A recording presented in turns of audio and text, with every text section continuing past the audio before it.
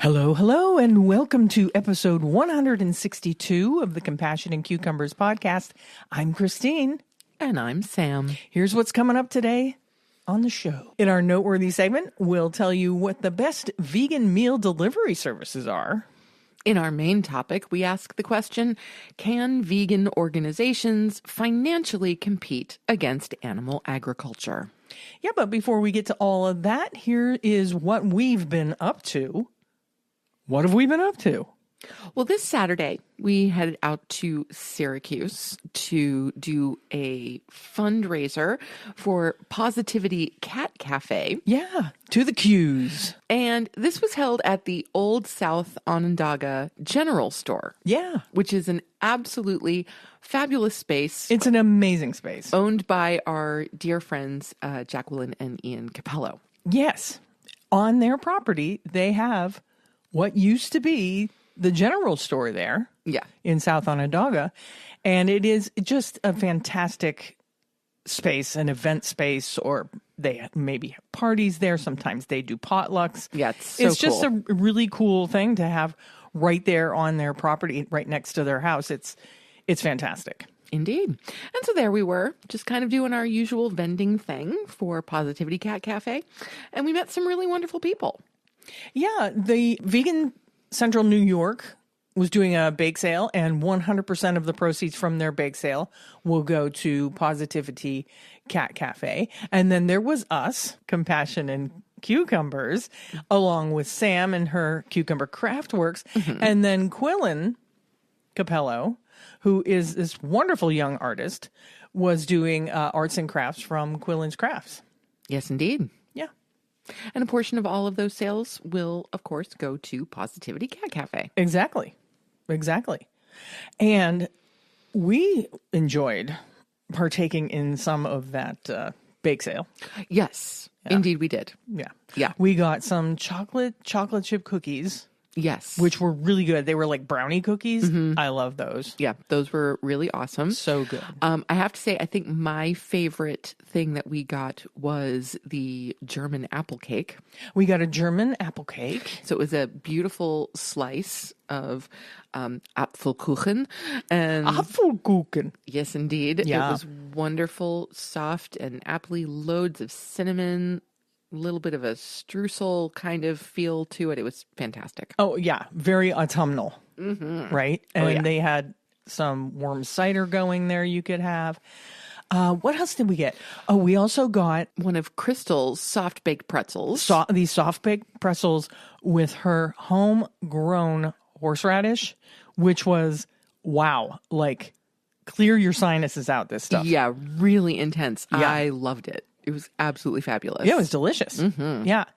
I feel like we got something else, baked good wise.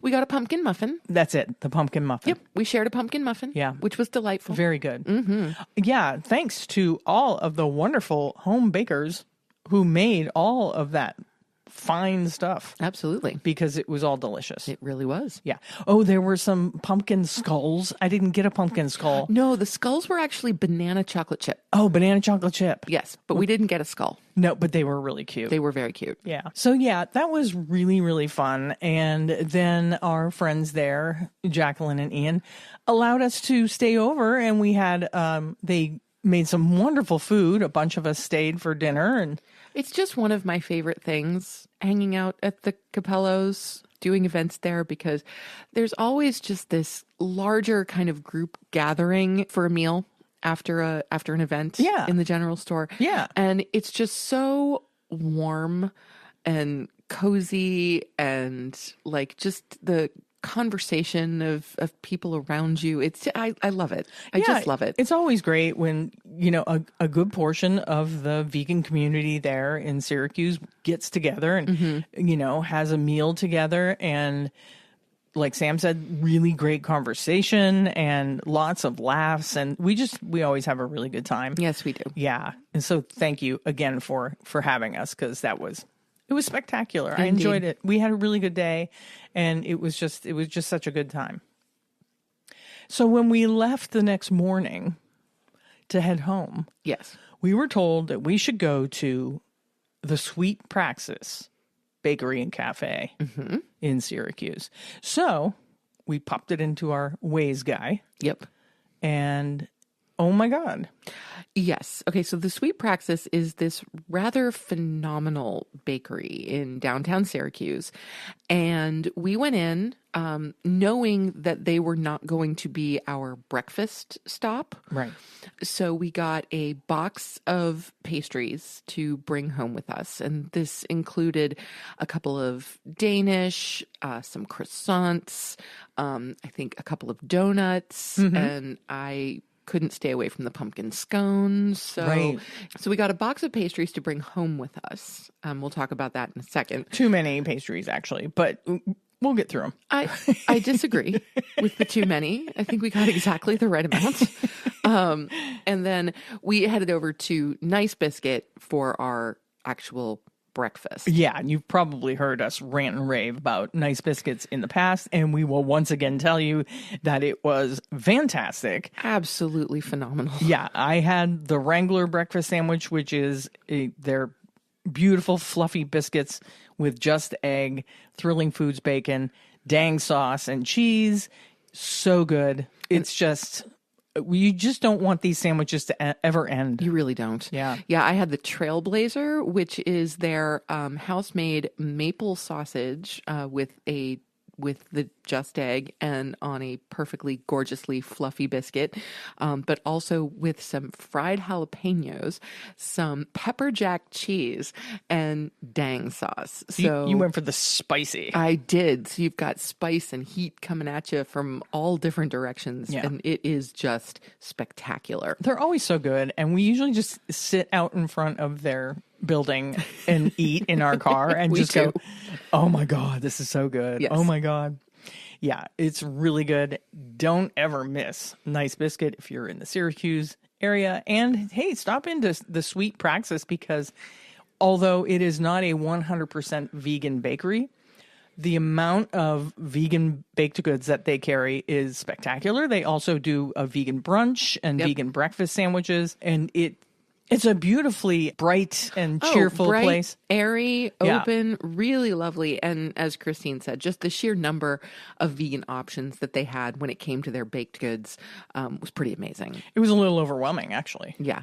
And how are those baked goods? Well, let me tell you. Yesterday, when we got home, after having dinner, we shared what was their German chocolate cake donut for dessert. It was good. It was a filled donut with a chocolate frosting. Very good. And the filling was coconut, pecan, caramel. And then we had chocolate ganache on the outside, and it was absolutely delightful. This morning for breakfast, we each had one of their butter croissants. Yeah. So I had mine just as is. Yeah. As I was heading out of the house this morning. I made a breakfast sandwich with mine. I sliced it in half, and we had some just egg folds in the freezer. So I put that and a slice of Follow Your Heart. No, I'm sorry. A slice of BioLife smoked provolone. And it was really good. Yeah. Absolutely delicious. Yeah. And then with me to work, I took today, wow, I sounded like Yoda just then. With me to work, I took just. Oh no! Here we go with the Yoda impersonation. No. That was many episodes ago. To work with me, I take. No. So, I took the pumpkin scone with me to work. This was a gorgeous, flaky, fall apart in your mouth kind of scone, beautifully pumpkin flavored with a nice pumpkin spice icing drizzled over it, along with some pumpkin seeds. It was absolutely stunning. And actually, as soon as I finished it, I texted Christine to say, I wish I had another pumpkin scone. Because it was just so good. Yeah, and I think Sam took that scone with her because she was afraid that I might eat it, because last night I ate pastry thief the raspberry Danish, and she was a little miffed that she woke up this morning. Where's that raspberry Danish? There were two flavors. I ate it. 2 flavors of Danish at the Sweet Praxis on Sunday morning. Apple cinnamon and raspberry almond. Now, I love an apple cinnamon Danish. got nothing bad to say about it, but raspberry is my favorite fruit filling for any kind of pastry. But what does Christine do last night? She gets up in the middle of the night and eats the raspberry almond Danish. I know. So when I go to the box of pastries this morning to get my croissant, because I was not intending to eat the Danish right then and there, but to get my croissant, I noticed that the raspberry Danish was suspiciously missing. Yeah, the jig was up. The jig was definitely up. Was up. Mm-hmm. She's like, what happened to that raspberry Danish? I'm like, I don't know. Carl ate it? Yeah, perhaps Carl ate it in the night. No. And, it was on top. I opened the box and it was there and I'm like, oh, that looks good. So lame. So lame. You couldn't have picked a donut? No, I was feeling Danish. Okay. Well, was it at least fabulous? It was delicious. I told Sam it wasn't very good just so she wouldn't feel bad, but it was fantastic. Yeah, and I have a feeling it must have been because just a little while ago, as my post-dinner dessert this evening, I had the apple cinnamon Danish because I didn't want to risk leaving it overnight because I'm assuming that if I left it, I would get no Danish at all. I think I'm done. I can only do so many sweet things. Okay. Yeah. But no, it was really good. And I'm sorry, I should have just cut it in half. Well, yeah. I don't know what came over me. I don't know. You were just, I don't know. I was sleep eating. Not really. No. Good try. But no. And so we do still have a few other things to get through, and I imagine we will tomorrow. We have one of their pain au chocolat. We have a chocolate almond croissant, which I'm looking forward to. And then we have 2 different cake donuts. One is a raspberry lemon, and the other is a cinnamon bun. Yeah, so maybe we'll split a couple of those for breakfast tomorrow or something. I don't know. Something like that. Yeah. Anyway. We always have a good time when we're in Syracuse, and I wanted to shout out a couple of the people that we met that came up to our booth there. First of all, Maggie. Nice to meet you, Maggie. Indeed. Michelle stopped by, signed our mailing list. Kathleen and Kathy both stopped by and said hi. And it was lovely to meet you all. Yeah, and many other people who maybe I didn't get their name or we've met them in the past. But always a good time. Yep, we look forward to the next one. We do. Guess what? What? We have a recipe this week. Nice. It's from our vegan kitchen. So here is this week's recipe from our vegan kitchen.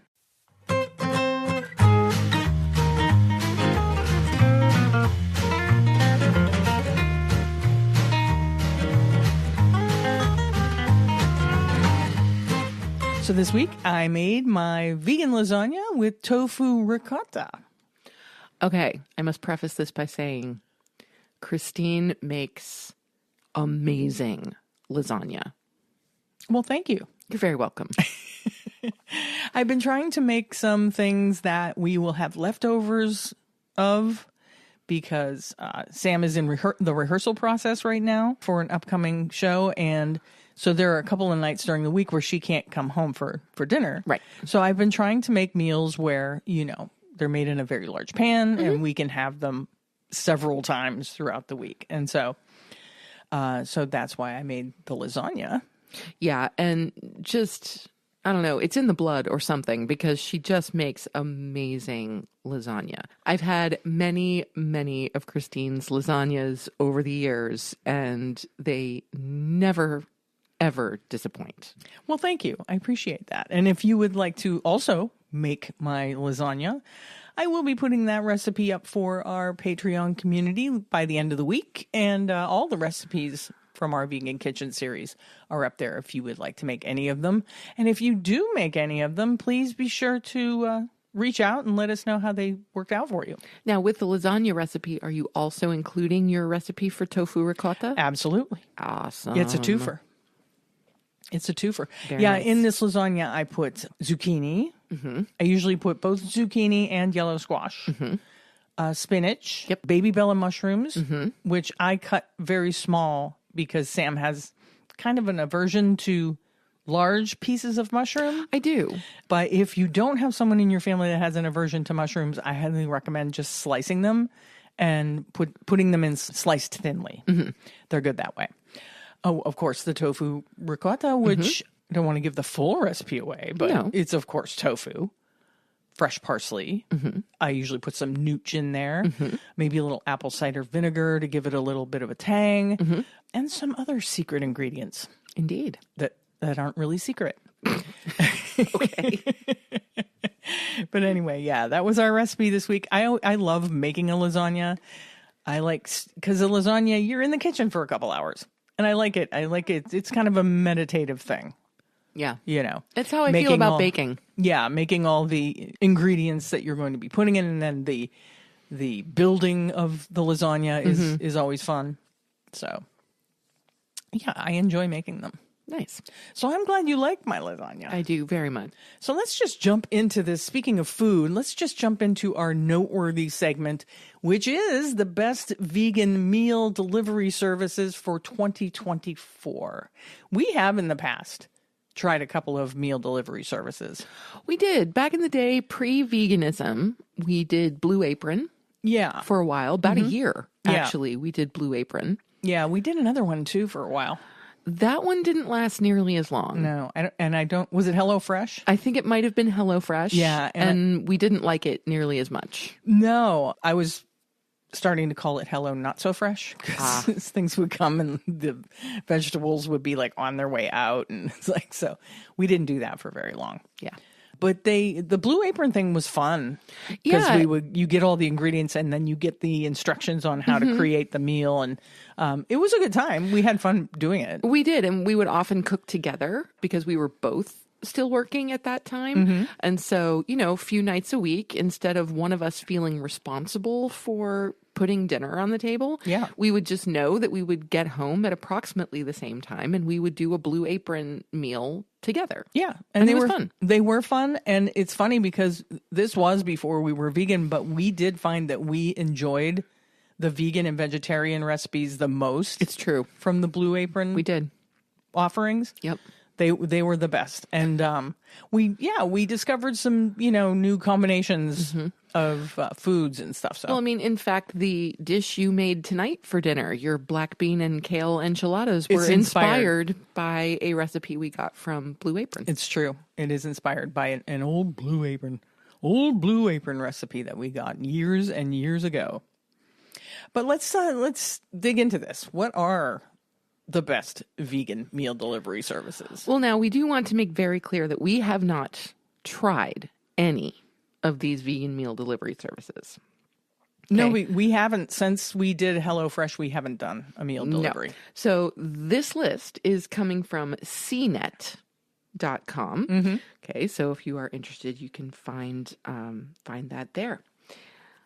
But they ask the question, what's the best vegan meal delivery service? We all have our reasons for using meal kits and meal delivery services. Not only are they excellent for people who don't have the time or energy to cook meals, but they're also perfect for customers whose diets are perhaps not as flexible. Regardless of the reason, prepared meals that cover traditional dishes are readily available. However, if you're on a vegan diet, it can be hard to find the right meal service for you, but not impossible. If you're starting your journey into veganism, it can feel frustrating to spend hours at the grocery store looking to see what you can and cannot have. Thanks to our testing of vegan meal kits, you no longer have to. Of all the meatless meal delivery services we tried, Mosaic Foods is our favorite. But if you prefer to do the cooking and don't want to do the meal planning, Purple Carrot may be the solution for you as the only 100% vegan meal kit service. And I've heard some good things about Purple Carrot. I am not familiar with Mosaic Foods. Neither am I, but I too have heard good things about Purple Carrot. Other excellent plant-based meal delivery services exist, including some better suited to families, picky eaters, and those who want the occasional chicken or salmon dish sprinkled into their mostly vegan diet. After testing more than a dozen services and cooking countless plant-based recipes, they've landed on this list of the best vegan and vegetarian meal delivery services for 2024. Yeah, and I think that this could be a good way, while we don't condone what they're talking about, the occasional chicken or salmon dish sprinkled in, I think that these meal delivery services could be a good way for somebody to dip their toe in plant-based eating, right? Certainly. So the best plant-based meal delivery overall is Mosaic Foods. They tried about 9 of Mosaic's plant-based prepared meals, and there wasn't a true miss in the bunch. Not only is Mosaic Foods their favorite vegan meal delivery, but it's also one of the cheapest meal subscriptions available, with plans starting at $6 per serving. That makes it an easy pick for the top spot on the list. That's really reasonable. It is. Yeah. Mosaic uses global flavors and creative meat substitutes such as jackfruit, tofu, and vegan sausages to create satisfying meals that are tasty and fresh. While everything we had from Mosaic was at least good, some standouts included the bean and vegan jackfruit chili, jerk lentil and plantain bowl, and tangy Thai noodles. Those sounds like some interesting offerings. Oh, yeah. You know, there's nothing boring about that. No, tangy Thai noodles, I'm there. Their choice for the best vegan meal kit is Purple Carrot. Purple Carrot is the first, and to our knowledge, the only 100% vegan meal kit service, and it takes its recipes seriously. Purple Carrot's underlying vegan philosophy is not to imitate other foods using plant-based alternatives, but to create tasty and nourishing vegan dinners the old-fashioned way, using fresh vegetables, grains, legumes, and other whole foods. I like the sound of that. Much. And the one thing that we did like when we were doing the, what was the one we were doing? Blue Apron? Oh, the Blue Apron. Is that the vegan and vegetarian meals, they were all whole foods, plant-based. There weren't replacers, right, in any of the meals, which we enjoyed. Out of all the vegan meal kits we've tried, Purple Carrots provided us with the best practice cooking vegan cuisine and its ingredient mainstays like lentils and grains. Purple Carrot also introduced us to some really interesting sauces and condiments that are great for a vegan diet, like cashew cream and other nut-based dairy products.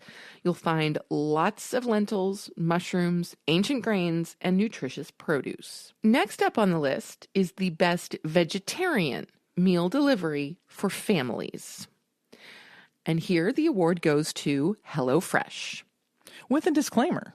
We had some issues with HelloFresh when we were using it, that some of the offerings, they weren't very fresh. The fruits and vegetables that they were sending were kind of subpar.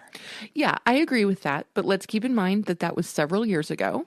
True. This was before we were vegan, pre-pandemic. True. You know, so circumstances are a little bit different now. And you never know. Maybe things have improved. Yeah. Oh, another thing to keep in mind, and one of the reasons I think why we stopped doing Blue Apron and HelloFresh was that, most of the fruits and vegetables are organic, which is great. Yes. But they have, since they've traveled, they do have a very limited life. So there is a little bit of pressure to so you get this box, say you get it on Monday. Mm-hmm. There's a little bit of pressure to get those meals cooked. Each following day, so that none of the ingredients go bad on you. Yeah, that's true. So that's something to keep in mind. We also found HelloFresh to be one of the most affordable, flexible, and consistent meal kit services on the market. HelloFresh's vegan meal kits were also some of the easiest to prepare, with many taking less than 25 minutes from start to finish. Yeah, we did find that even with Blue Apron, most of the meals didn't take very long to prepare. Yeah, it's true. Yeah. It's true. Every now and again, we would get something that, you had to marinate. Right. For quite some time. Yeah. And so that would slow the process down a little bit. But most of the time, things took anywhere from 25 to 40 minutes. Yeah, and the nice thing is because all of the ingredients are pre-measured out for you. So you have the correct amount of this, the correct amount of that. So there's none of that taking up time. If you're looking for the best vegan smoothies and soups out there, CNET says go to Splendid Spoon. Splendid Spoon is the best meal delivery for healthy, ready-to-go breakfasts and lunches. This healthy, 100% vegan and gluten-free service uses whole ingredients and superfoods in its pre-made meals and snacks, including smoothies, soups, noodles, flatbreads, and bowls. The weekly menu includes bold flavors such as cauliflower tikka and Mexican tomato, while smoothies come in tasty combos like almond butter and jelly, blueberry acai, and green matcha with spirulina, ginger, and turmeric. Soups and smoothies are loosely categorized by their overall intended effect, such as heal, energize, and refresh. Splendid Spoon also offers a full-day soup cleanse add-on to reset your system. Not really sure how you're cleansing with soup, but soup is good. And I think that this option is great for people that don't have a whole lot of time. Yeah. You know? Yeah, for sure. Maybe a student that's working or something like that. Oh, yeah. Well, I mean, even I look at that and go, ooh, that's kind of tempting. Just have a soup to take with me to school every day. Yeah. That doesn't sound awful. Yeah. So, could be good. I'll just make soup. That's even better. That's even better. Yeah. But for people that don't have the time to cook, Yeah. to prepare foods, I think that's a great option. Yep. And then we have the best plant-based prepared meals on a budget. And this goes to Daily Harvest. Daily Harvest offers an enormous menu of frozen and ready-to-blend vegan smoothies, flatbreads, snacks, pre-made soups, hearty grain bowls, and beverages to keep stocked in the freezer. You can order a one-time box to try them, or keep these healthy vegan meals coming monthly with a subscription. Some of the bowls and soups could pass as dinner, but I like this vegetarian meal delivery service best for a quick vegan lunch or breakfast. Depending on the specific meal, you either drop it into a saucepan or skillet to heat and eat, or add nut milk and blend it up. Daily Harvest uses lots of ancient grains, oats, nut milk, and trendy superfoods like chia, avocado, and kabocha squash in its recipes. While some Daily Harvest meals are on the expensive side, the healthy service just launched a line of excellent family-style pasta and rice dishes that clock in at a more than reasonable $5 per serving. Stick to those, and you'll be able to eat vegan without breaking your budget. That's interesting. And I also find it interesting that they call certain foods trendy superfoods. We're eating trendy superfoods like chia, avocado, and kombucha squash. Yeah. Yeah. Since when is avocado trendy? I don't know. It's funny. It is funny. And I would recommend that if you don't want to afford their normal rated meals and soups, I wouldn't bother with the $5 serving pasta and rice dishes, because pasta and rice are some of the cheapest things that you can buy. And it doesn't take any time at all to boil a thing of pasta, right? Right. So, just my opinion. What about the best vegan meal delivery service for picky eaters? Well, sounds like you need to try Vistro. Vistro is a fully prepared vegan meal delivery service and not a meal kit, so all you've got to do is heat and eat. CNET tried it and found the 100% plant-based food to be consistently fresh and tasty. Vistro has a massive menu of more than 50 ready-to-eat meatless meals to choose from each week. Vistro's vegan meals arrive fresh in shipments of 10, 20, or 30, so you can pop them into the fridge or freeze them for the days and weeks ahead. Having a few Vistro meals on hand is a good way to hold yourself to any plant-based nutrition goals, since you're far more likely to eat healthy vegan food you have on hand than go out of your way to track it down in the throes of hunger. Oh, I hate the throes of hunger. And finally, looking at the best delivery service for salads and fresh meals, we have Thistle. I've never heard of this one. I haven't either. This is brand new to me. If you want truly fresh meal delivery like green salads and stir-fry meals or plant-based curries that need a quick heat up in a pan, Thistle is a good option. Thistle food is not meant to be frozen like many of the other prepared meal services out there, which is why you'll typically get 2 hand-delivered bags of fresh meals per week. Thistle is more of a set menu, so there are fewer choices per week, but the food is thoughtfully prepared and very healthy. Just a few options if you're looking to try out a meal delivery service. I think it can be fun to try. Yeah, we did have a good experience with Blue Apron. We did. And we did enjoy the process of cooking together. I mean, now that Christine's retired and she's home, it makes sense to have her doing most of the cooking. And I love to cook. And so. she loves to cook. Yeah. So it works really beautifully. And so we no longer kind of need to rely on something like a Blue Apron. Yeah, it was fun to try, though. But it was really fun to try. And we did have a good experience with it. So. Yeah. I would also add that if you're looking for like maybe the prepared meals instead of one of these delivery services, seek out locally. I know in the Buffalo area, there are a number of places that create prepared vegan meals. Yes. That you can go to their location and pick them up. Yes. So, seek that out too. Yeah. For example, in Buffalo, there is Balanced Bite. There's Balanced Bite, and we have a couple of people that don't have brick and mortars, like Buffalo V-Spot, Buffalo Plant Burger. Right. They weekly will prepare meals, and then you follow their Facebook, and they'll say, "Hey, this is what I'm making. Let me know if you want to pick up." And then they create, depending on what the response is. Right. And then you just go to their house and pick it up. And it's pretty cool. It's some delicious, home cooked food from some really good chefs. Yeah. So definitely, look like on Facebook or ask around your local vegan community if there are meal preparation services available locally, and then you can prevent all that transportation and all that. For sure. That's a great idea. It's a better option if that's something you're interested in. Time to move on to our main topic.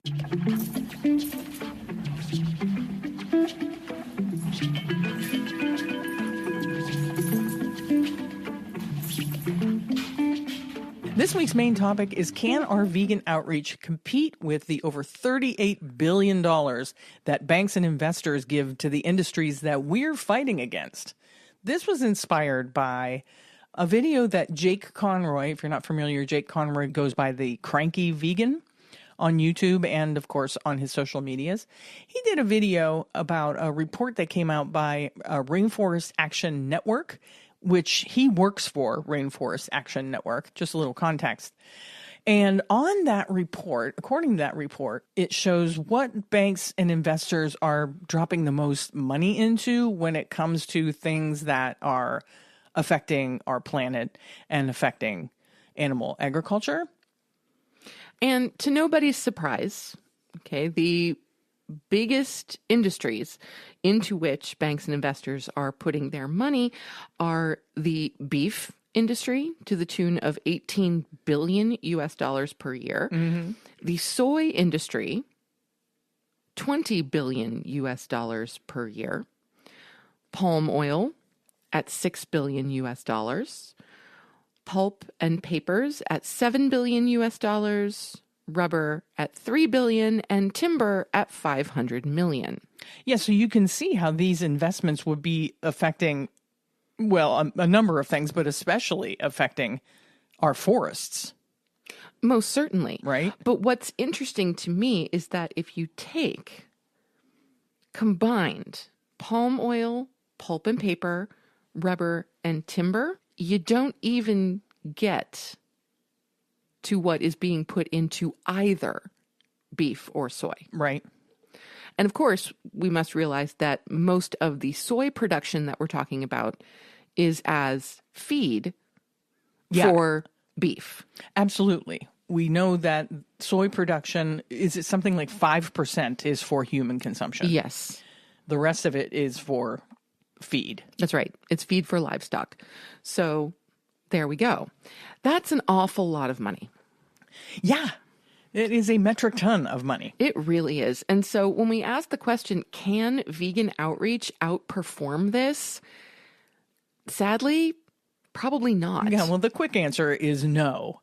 But Jake went on to investigate, well, let's see. How much money are some of the larger vegan organizations bringing in, and what are they doing with some of that money? And so the first on the list is PETA.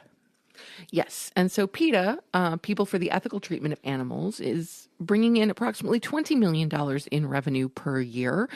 And fortunately, a very small chunk of that goes to their key employees.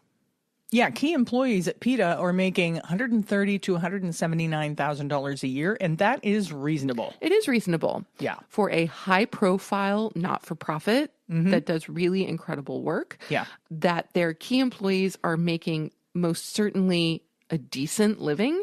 Yeah. But aren't paid extravagantly is really great. Because that tells us that the vast majority of the money that they are bringing in, that $20 million, is going towards the actual work. Right. Which is amazing. Yeah. And that is, when they say key employees, they mean people at the top of the chain. Yes. So that is, I like to see that figure. That's really reasonable. It is. What's not so reasonable, the Humane Society, who in 2023 took in $177 million, and their CEO made over $600,000 in salary and benefits. Now, the thing is, if you take the $20 million that PETA makes and compare it to the $130,000 to $179,000 that their key employees are making, and compare that to the $600,000 that the Humane Society's CEO is making in relationship to $177 million brought in, it doesn't quite match up. Yeah. If we're going by kind of the percentages, then the CEO of the Humane Society is making less. Yeah, I mean, if you go purely by percentages. But yes. I don't think that the CEO of the Humane Society should be making more than $500,000 a year. Well, I don't think anybody should be making more than $500,000 a year. You know? I'm not sure I think anybody should be making $500,000 a year. Yeah. That seems excessive to me. It does seem excessive. And it just tells me that so much of the money could be better spent. You know? Well, especially it tells you that $600,000 of the money could be better spent. Yeah. Especially since, and we'll talk about this more a little later, that most of the work that these, especially the Humane Society, is doing is being done by boots on the ground. People that are making nothing, like us, who we volunteer for the Humane Society. We do. And there are hundreds of thousands of volunteers for the Humane Society across the country. There certainly are. Now, that does not mean that we don't think that employees of these organizations should be paid and paid well. Absolutely. Oh, no, they should be paid. They should be paid a living wage. Absolutely. Yes. Yes. Without question. But bringing in $177 million, that's a lot of money. Yeah, it's a lot of money. And I mean, we think of the ways that our local chapter of the Humane Society tends to make money, and we object to the ways they make money. We continue to volunteer for them because we like going and taking care of the cats and interacting with the animals. Yeah, we volunteer for the animals. Yes, we do. But a lot of times their fundraisers will be things like chicken barbecues or spaghetti and meatball dinners. Yes. Or it'll be a garage sale where they sell hot dogs or hamburgers. And, you know, every year we're asked to participate in these events, which we would be happy to do. But we constantly tell them, we're sorry, we can't participate in these events while you are advocating the killing of one species of animal. Yeah. One or more species of animal, actually, in order to help two specific species of animals. Yeah. Cats and dogs. I would say once every couple of months, we get an email from somebody within the organization asking us if we want to help out with, you know, one of these fundraisers. And every time I respond, we would love to be able to help out with your fundraisers, but serving animals to save animals makes absolutely no sense whatsoever. It's speciesism, pure and simple, and we cannot abide by it. No. So please stop asking us. But they don't stop asking us. They keep asking us. And they'll keep asking, and we'll keep saying no, respectfully, but saying no. Yeah. And the president of our Humane Society, she's vegetarian. Yes. And she will always respond, I completely understand. It's like, well, if you completely understand, and I've had this conversation with her, why don't we try to make a change? Yes. And she insists it just can't happen. It just can't. They make too much money. I don't buy that. Yeah, I don't either. I really don't buy that. Yeah. No, there's got to be a way to make those particular events. You can still do a really fabulous meal. Yeah. without using animal products. Yeah, most definitely. Yeah. Most definitely. But we got off the rails a little bit. We did. So the next organization on this list is Mercy for Animals. And Mercy for Animals took in $29 million in 2023. And their CEO makes $150,000 a year. Farm Sanctuary is taking in $14 million per year, and their senior director makes $202,000 a year. The Save movement brought in about $1.9 million compared to Veganuary's $2.4 million. Direct Action Everywhere took in $506,000, but Friends of Direct Action took in $2 million, so $2.5 million all told. We don't have any figures as far as what people are being paid for the Save movement, Veganuary, or DXE. Yes. Anonymous for the Voiceless is having some issues. They are. They were supposed to bring in $1.5 million from a single donor a few years ago, which is amazing. And that money was meant to support Cubes of Truth, to pay employees, and to expand to new chapters. However, when the donor asked for transparency in how the money was being used, Anonymous for the Voiceless refused, and the donor pulled out. So in 2023, they brought in $78,000, with $32,000 of that coming from merchandise. With any not-for-profit organization, transparency is super important, right? How much leadership is being paid and how the money is being spent, it should always be disclosed. Absolutely, because in a lot of cases, and this is true of many, many charitable organizations, a good deal of the money that you're contributing will go to administrative costs. Sure. Not to doing the actual work of the organization. Right. And so it's a good idea to do a little bit of research before you decide to contribute to an organization. Now, most nonprofit organizations release reports at the end of the year so that you can see where their money is going. And we need this transparency in all vegan advocacy organizations so that we can build trust and so that the people know who to give their money to. Yeah, it's really important to have that so that, like you just said, so that people trust that their money is going to good use. Yeah. And so Jake's opinion is that most of the work that these vegan organizations boast about is being done by those on the ground and their grassroots efforts. Those efforts don't cost a whole lot of money. They cost time, they cost energy, Sure, but they don't cost a lot of money. Right. Now, bear in mind, the figures we just shared are earnings, not profit. Right. These are not-for-profit organizations, Yeah. and so these are the funds that they are using to operate. Okay, and I would argue that any of these organizations could use a bit more help. If you add up all of the revenue from all of these animal rights organizations, they don't even make a dent in the billions of dollars Right. that are going to the industries that these organizations are fighting. Right. Not even a dent. Yeah.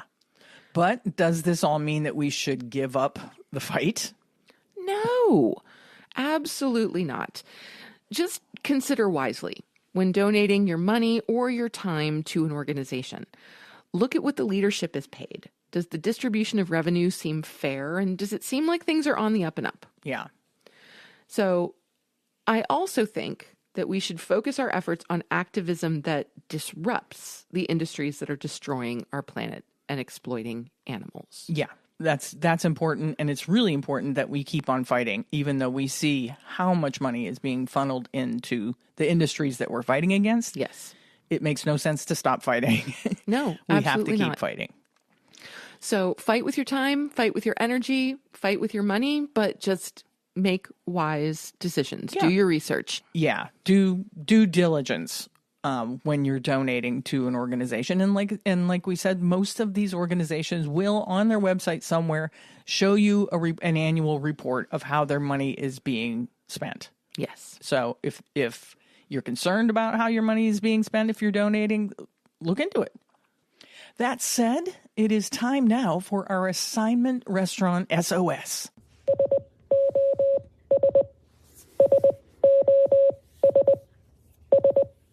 This week's restaurant is Meta Burger. Brie Benedict nominated Meta Burger as one of her favorite vegan spots. They have 2 locations in Colorado. The first in Edgewater at 5505 West 20th Avenue, and the second in Boulder at 1905 29th Street, number 1174. Meta Burger is a chain of award-winning plant-based fast casual restaurants in Colorado. The first location was opened by Matthew Coates and Michael Reeves, 2 experienced restaurant operators. With 2 locations in a few short years, Meta Burger is always striving to better accomplish its goal of providing more people with delicious plant-based food without compromises. Yeah, and our favorite part is coming here. I like to look at their website, check out the menu. Of course, on the front page of their menu is a delicious looking vegan burger with some French fries and what look like maybe fried pickles.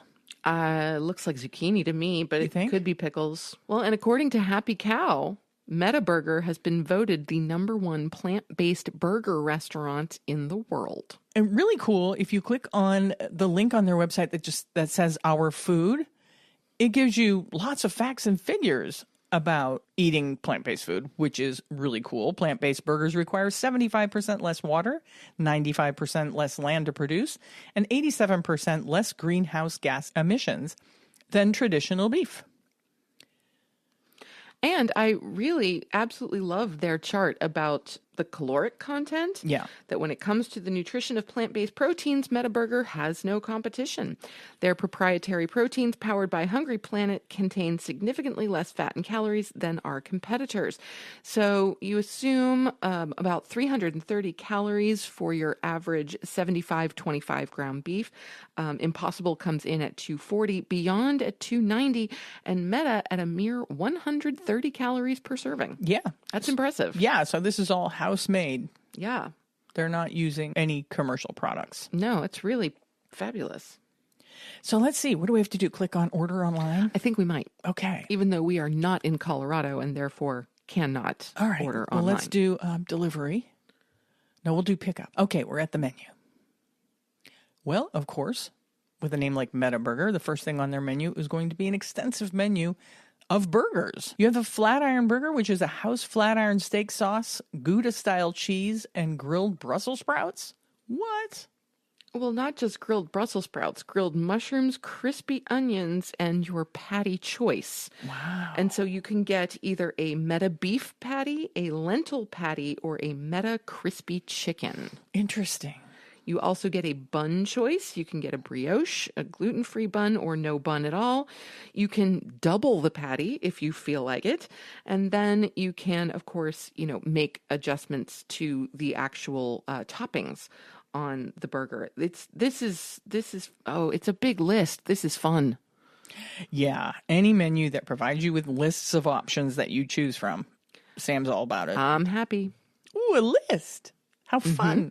And they have a spot where you can build a burger. You don't even need to start from one of their ready-made recipes. Yeah. You can just start from scratch and build your own burger. And they have quite a wonderful list of extra premium ingredients, including grilled mushrooms, different cheeses, so a Gouda-style cheese, an American-style cheese, grilled onions, pickled jalapenos, hash browns, crispy onions, vegan bacon, and then all kinds of sauces. This is just a good time. Really fun. They also have a number of sandwiches that are specifically not burgers. Yeah, that's what it's called. The not burgers section. So there's a Cubano, there's a Reuben sub. Ooh, a Reuben sub. Yep. That's what I would get. There's a green chili cheesesteak. There's a turkey sub, a chopped cheese. There's one called the Hangover. I can only imagine. House sriracha maple aioli, crispy onions, American-style cheese, hash brown patty, Meta crispy chicken on a ciabatta roll. Yeah. I can see why it's named as it is. Yeah, and they do have a couple of salads to choose from. They have a chicken Caesar and a barbecue salad, which is barbecued shiitake, ranch dressing, and pickled red onions. And they've got plenty of sides, too, including, you were right, fried pickle chips, popcorn chicken, flat iron cheese fries, sweet potato fries, potato salad, pasta salad, mac and cheese. Got some options for kids. You can get a milkshake. This just sounds like fun. Stubborn soda. That's a brand I'm not familiar with. I'm not familiar with it either. Must be a West Coast thing.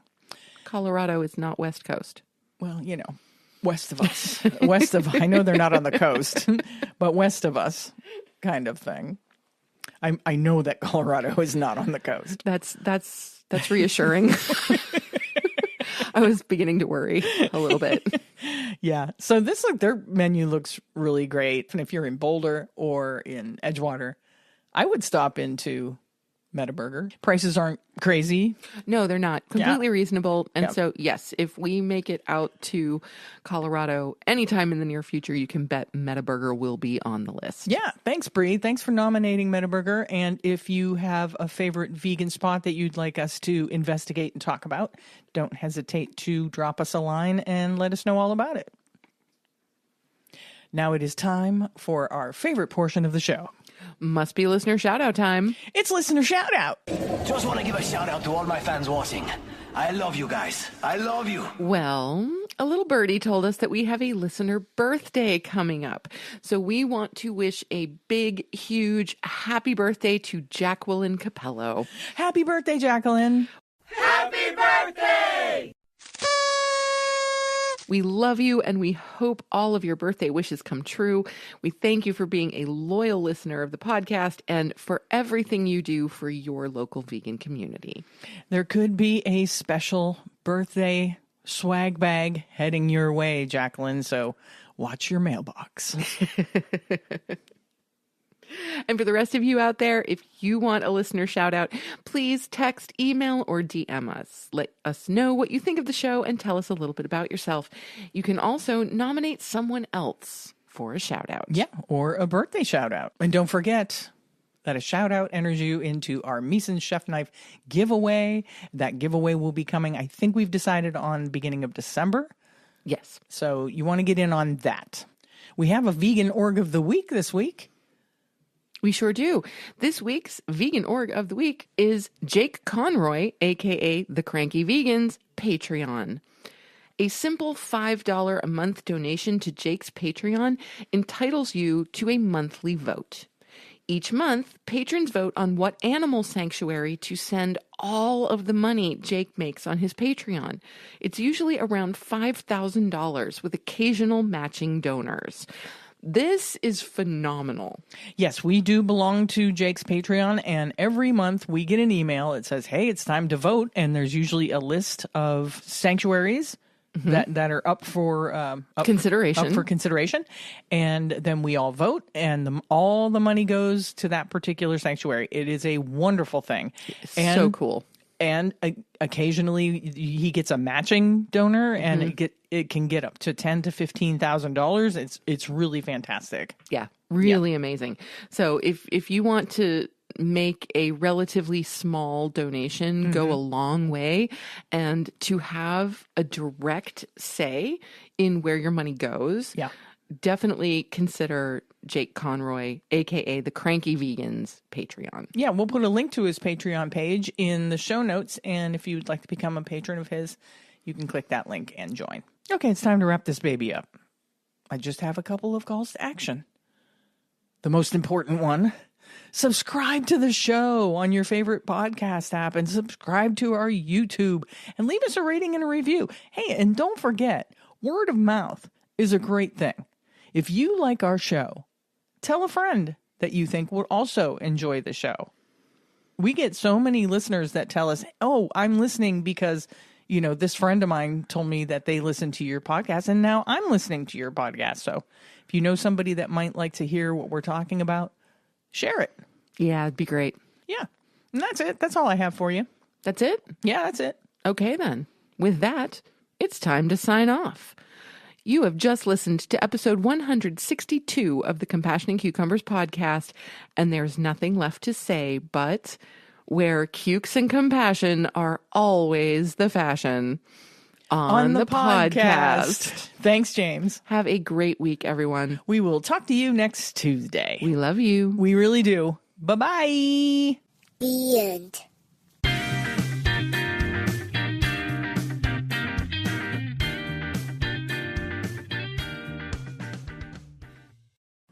If you'd like to support the Compassion and Cucumbers podcast, well, you can do that by hopping on over to our Patreon page and becoming a patron. We have all the recipes from our vegan kitchen series up there, and we'll be adding some patron-only episodes in the near future. So thank you for supporting us at whatever level that you choose, and thank you again for listening to Compassion and Cucumbers podcast.